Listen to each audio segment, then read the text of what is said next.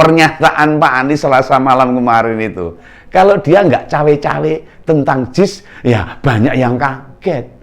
Wah ini kalimat cawe-cawe jadi ngetren banget nih, ada apa ini? Ini Om Begawan juga kaget loh. Orang melu cawe-cawe karepe ngopo? Oh dia yang bangun ya harusnya ikut terlibat, harus bertanggung jawab. Loh kenapa seorang mantan gubernur bisa seringan itu jawabnya itu?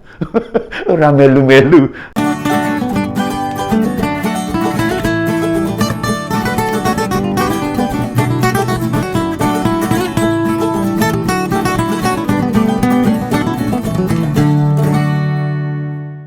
Halo, ketemu lagi dengan Om Begawan, tetap di Ngompol, Ngopini Politik. Wah, ini ternyata calon koalisi perubahan itu pemberani juga ya, kayak Batman nih. Lah Pak Anies itu tidak mempedulikan elektabilitasnya yang masih nyungsep, orang dangdang munggah. Ini tetap berani dia bersuara lantang itu. Ini Selasa kemarin itu. Begitu teko dari ibadah haji, nah banyak yang nanya itu soal JIS. Wah itu loh, stadion kebanggaannya dia itu. Lah dia itu menjawab, orang melu cawe-cawe. Walah tiru-tiru Pak Jokowi. Nah, tapi ini keren. Dan kita tahu, ternyata mantan gubernur DKI itu aslinya ya orang peduli, orang gagas itu loh. Dengan proyek apa yang pernah dibangun waktu dia berkuasa, orang digagas itu. Nah, meski proyek tersebut nilainya triliunan loh. Proyek itu diharapkan banyak warga Jakarta yang di mana-mana Pak Anies selalu membanggakan. Loh, karyaku. Nah, sekarang lagi dinilai untuk dipakai sebagai salah satu venue aja Piala Dunia Under 17. Wah, mas piye no ora enak standar ini. Padahal dia menyampaikan loh, setibanya dari ibadah loh itu. Bukankah mestinya menahan diri dulu? Jika belum tahu persoalannya apa itu, kudune kan delok-delok sik, meneng sik, melihat-lihat jane masalahnya apa toh? Atau memang lagi capek, kesel dan sebagainya. Lah apakah kita sebagai rakyat nanti ketika mau mengadu pada pemimpin, terus bisa seenaknya aja pemimpin jawab, aku kesel, capek itu ya, nggak boleh begitu. Lah kalau pemimpin yang ada model gituan, nah repot, ciloko masyarakat ini. Bagaimana nasib bangsa ini di masa depan? Kalau punya pemimpin model begini nih, kita jadi tahu ini, termasuk teman-teman Jackmania itu, jadi paham toh. Ternyata Pak Anies itu nggak peduli dengan apa yang sudah dilakukan sebelumnya. Loh, padahal Jackmania itu kan membanggakan klub Persija. Ning ora iso nganggo stadione. Lah sementara waktu Pak Anies sedang ibadah haji, kita berpolemik tentang ketidaklayaan stadion JIS itu. Lah yo mbuh kuwi sukete, tahu suket ya? Rumput maksud saya itu. Entah akses penontonnya ya cuma satu pintu, entah terkendalanya bus pemain, ya termasuk pintu keluarnya satu pintu, susuan no. Kalau 82.000 penonton kebak metu mlebu, uyak-uyakan itu. Lah bahkan si konsultan buruh Hapot di situsnya sampai harus menjelaskan sejauh mana keterlibatan mereka. Ya, kesulitan itu malah sempat menghapus kalau pernah terlibat di pembangunan JIS. Nah, itu konsultan luar negeri loh. Kalau terlibat proyek, ya kudune tenanan, ora tok-tokan. Parah itu. Nek tok-tokan isine ora genah, pembangunannya tidak standar. Kalau memang mengerjakan, ya jadinya portofolio mereka. Akhirnya mereka memasang lagi informasi ini. Bila JIS bagian dari yang mereka kerjakan. Ya hanya saja mereka sebatas konsultan. Mung ditakoki tok gitu loh. Orang mengerjakan, tidak menangani utuh. Di keterangan yang mereka sertakan, Buruh Hapot menyebutkan banyak yang mereka konsepnya jane wis komplit jane. Tapi ya mbok ini kenapa seperti itulah. Buruh Hapot menyebut banyak yang mereka konsep tidak direalisasikan. oleh proyek itulah. Ya bikin malu negara saja nih. Konsultan luar negeri yang ngerjake orang genah. Ini Nasdem sendiri tuh, Nasdem itu mau bikin acara besar-besaran pada tanggal 16 Juli. Bentar lagi nih. Tapi mereka tidak mau pakai JIS. Loh, ini kenapa ini? Pasti ada sesuatu hal ya, tapi melainkan pakai GBK ini. Gelora Bung Karno. Nah, kenapa ini? Ini pertanyaan masyarakat harus tahu. Ya harus tahu ini. Kalau pakai JIS bisa ketahuan bobroknya JIS. Nah ini misalnya nih bos rombongan datang gitu, pas datang nggak bisa sampai dekat pintu masuk, kudu mlaku adoh. Nah, kemeringat dengan jero kesel. Peserta acara akan diturunkan jauh dari pintu masuknya. Mereka harus jalan kaki lumayan jauh ya moh. Nah, bakal dikeluhkan ini bagi para pendukungnya mereka sendiri. Nah dulu itu waktu JIS dibangun, katanya kan bisa untuk kandang Persija, kandang. Ya nyatanya sampai selesai dibangun, jangankan untuk markas atau home base, nah untuk menggelar pertandingan saja loh. Ini pertandingan resmi saja loh. Oh baru sekali ya, bisa ndok itu. Itu pun waktu pembukaan stadion. Oh, rame-rame lah itu. Setelah itu malah dipakai buat sholat id dan konser musik Dewa. Waktu itu lah namanya stadion, tapi nggak dipakai buat ngadain pertandingan bola, ini akan aneh itu. Makanya ini pemerintah itu ngotot untuk merenovasi JIS.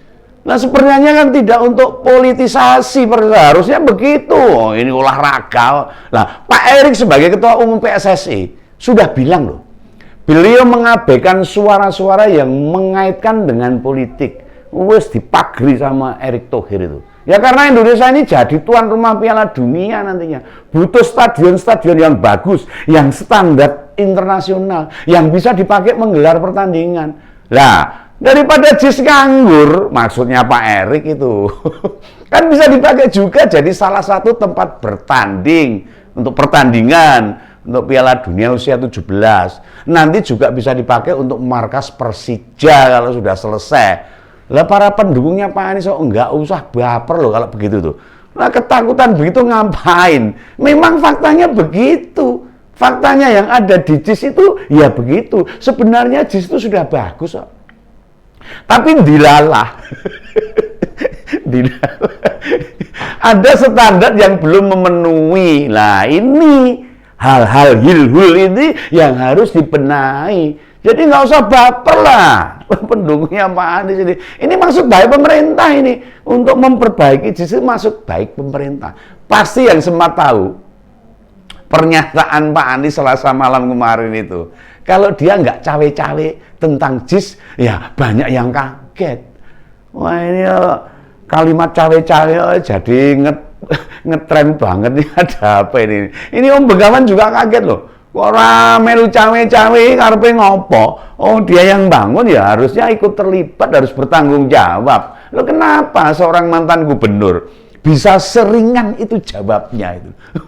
Orang melu-melu, alah cah cilik wae lah. Pemimpin model begini ini bahaya banget kalau mau memimpin rakyat Indonesia. Repot ciloko kabeh. Gunakan duit rakyat tapi proyeknya mau sesuai atau enggak dia enggak peduli, pokoknya bangun. Ayo tentean loh. Dan ini bukan satu-satunya loh yang nggak dipedulikan oleh Pak Anies itu. Iya, bukan hanya JIS saja. Itu ada rumah lapis. Oh ya, panganan rumah lapis. Ada rumah DP 0% yang tidak terrealisasi, mung pirotok wis entek rampung mandek gitu loh. Ada OKOC dan juga mandek juga itu. Dan masih banyak yang lainnya yang dirinya tidak gagas lagi, tidak peduli. Nah, Pilpres sudah kurang 3 bulan lagi loh.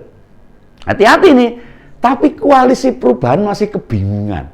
Bagaimana mau mengangkat citra capres mereka kalau kayak gini caranya ini. Kepergian untuk beribadah haji juga tampaknya tidak membawa dampak signifikan untuk Pak Anies. Wah ini eman-eman jadilah. Mereka bahkan mengusung Nama koalisi perubahan untuk perbaikan. Ditambah perbaikan, bukan hanya perubahan itu. Jadi ya bagus itu. Tapi ketika apa yang mereka hasilkan dirubah untuk lebih baik, tidak mau. Ya contohnya di sini, kalau mau berubah, mau ada perubahan, ya harus diperbaiki. Nyatanya JIS tidak memenuhi standar internasional, didandani pemerintah baper.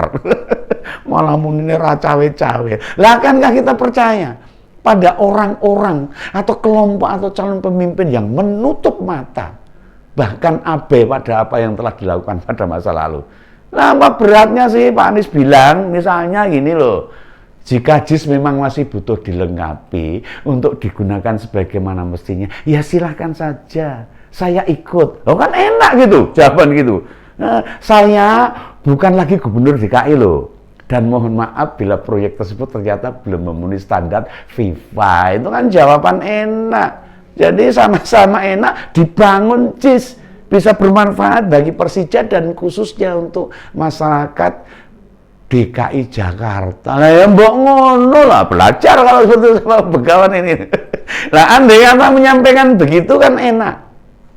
Kita ini membutuhkan loh calon pemimpin yang mau terbuka atas kritik. Jangan nanti kritik. Yang menyadari atas apa yang dilakukan dulu ada kekurangan, ada kesalahan, dan bersedia mengakui misalnya ada kekurangan-kekurangannya. Nah, kan enak banget gitu. Iya loh, ora jelimet, ora ruwet ini. Lah Pak Anies sebagai apa kok nggak mau cawe-cawe? Dia kan yang bangun, harusnya ikut bertanggung jawab dan harus cawe-cawe. Yang dibutuhkan itu pengakuan loh, bukan wegah itu. Bukan itu satu-satunya proyek yang dimana-mana Anda banggakan kok. Tinggal gelanggang colong Melayu bahasa Indonesia Jawa aja itu. Lah rupanya memang masih banyak yang mesti dibenahi. Apa sih beratnya mengatakan hal itu?